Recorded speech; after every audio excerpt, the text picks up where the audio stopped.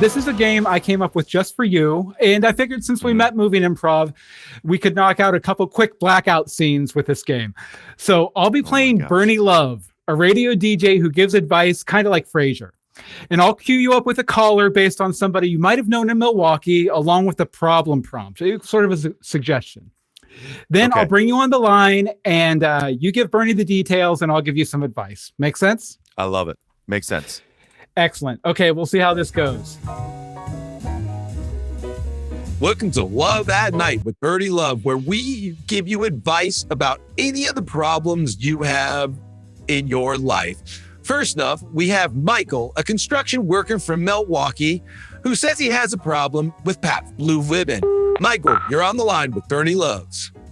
Hey, Bernie, thanks for having me. Real happy to be here. Oh, boy, let me tell you what, I got some big issues here with Pabst Blue Ribbon, all right? That's what I hear. And I'm wondering if you can help me out in any way. If I'm being honest, I don't think it's great. I know we love it. I know it's a Blue Ribbon beer. And I know that people really link it to Milwaukee and think it's amazing, but I think it's swill. And I feel like I'm on the outs with my peer group, and they all want to drink that. Me, I'm a Miller Genuine Draft guy. I know that's not a popular choice, but I like that cold filtered. So am I, Michael. There we go, MGD Heavy, and that's my beer of choice. And I'm wondering, how can I break it to them in a way that I'm not going to lose them as friends? Well, some people might say that if you share this with your friends and they reject you as a friend, then they're not your real friends anyway. I'm not going to say that. What I'm going to say is that sometimes to maintain a friendship, you need to trick your friends. So what I would do is I would take a syringe, drain out your can of Pabst Blue Ribbon, and then shoot it into your Miller High Life. And then that way you can open the can. It pops open just like a regular can. Your friends will know the difference. You won't have any awkward situations, and you'll be able to continue these friendships well into your old age. Make sense, Michael? Bernie, it makes perfect sense. And I'll tell you what, you've got a friend for life in me, no matter what beer you drink. Thank you so much. Thank you, Michael. We'll talk to you later. And I appreciate you being my friend. I consider all of my callers friends, especially when they're talking beer. All right, next up, we have Kevin here, who is a bar owner who seems to have a problem with the Green Bay Packers. Kevin, you're on the line. What's your problem? Yeah, it's Kevin here. Thanks for taking my call. I'm going to have to get off the line here pretty quickly because we're a third shift bar, and it's early, but we have people here working after third shift, and they want to get drunk before they go to bed and have to do it all over again. Understandable. I'm having some trouble with the Green Bay Packers. They've been struggling this season. I mean, they had a nice win this past Sunday over the Cowboys, and that's great. We can't stand the Cowboys. Oh, fuck the Cowboys. Oh, sorry. I said they're on here. Bernie, this is your show, not mine. You can say whatever you want, however you want to say it. I'll pay the SEC fine. It's okay. Oh, you got money to burn, my friend. Look, I'm just saying here that when the Packers don't do well, people don't drink as much. Now, you think they drink more to drown their sorrows, and sometimes that's the case. But when people are in a festive mood, they tend to drink more, and people are not drinking nearly as much here.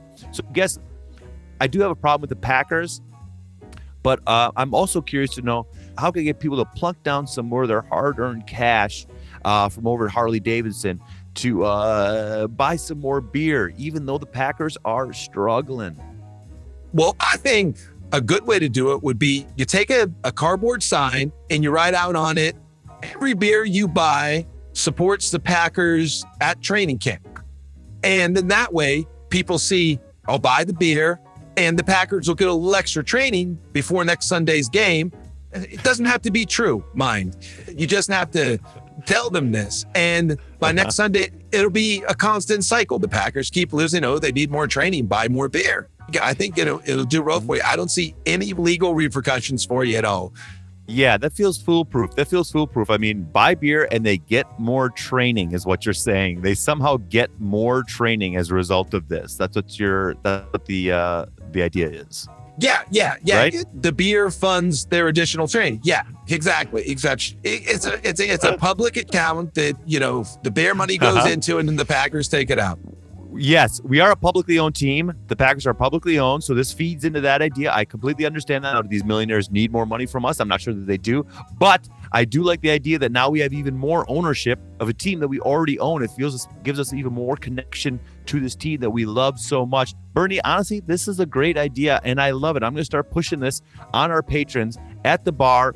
And I think it's going to go over like gangbusters. Bernie, thanks once again. I love your show. It's always the best advice. And I'll tell you what, you've got a voice like an angel. You've got a voice like an angel. But a lot of people tell me I have a voice like an ashtray, but I'll take it. But thank you very much, Kevin. And last up here, we have Patrick, who's a professional bowler who seems to have some sort of problem with Arthur Fonzarelli, the character Fonzie from Happy Days. Patrick, you're on the line. Oh, yeah. Hey, thanks for having me there, Bernie. Much appreciated. I got a big problem with the old Fonz, okay? Oh, well, I got to hear about this. Yeah, you do. You do. Listen up here. People, they're not flocking to the bowling alley like they used to, okay? I'm a good bowler. Heck, I just bowled a 300 last month, and I'm telling you what, it ain't my first one. But the people, they don't want to come to the bowling alley to watch me play, to watch me roll, okay? Instead, what they're doing is they're doing one of two things. They're either watching old reruns of Happy Days, which took place in Milwaukee, or they're heading down to the Milwaukee River, and they're taking pictures with the bronze Fonz. In Milwaukee, we got something called the bronze Fonz. It's a short statue, about as tall as actual Arthur Fonzarelli was, but he's cast out of bronze. But life size. Life size, yeah. You'd think it'd be a little bit bigger, a little bit more, grand, but it's not. But it's still cool to see.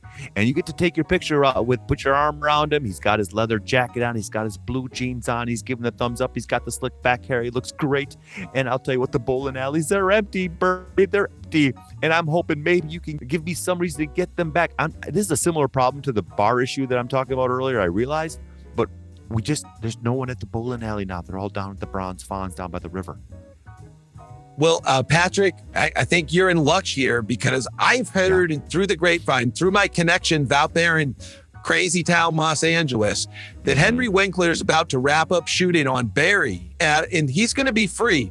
So I think what you do, you reach out to Henry's people, you bring him to the bowling alley, and you put him up behind the bar where he can serve all the patrons who wants to go see a statue of Henry Winkler 30 years ago when you can go drink with Henry Winkler right now. Bernie, this is unbelievable.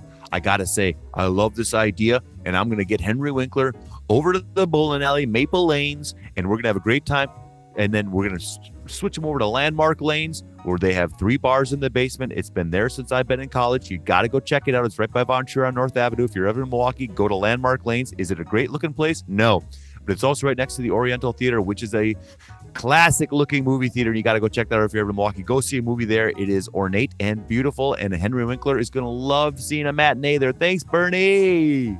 Thank you, Patrick. And really interesting that you gave some information about the town we both live in right there at the end of the call. It's almost like you were on a podcast about that town.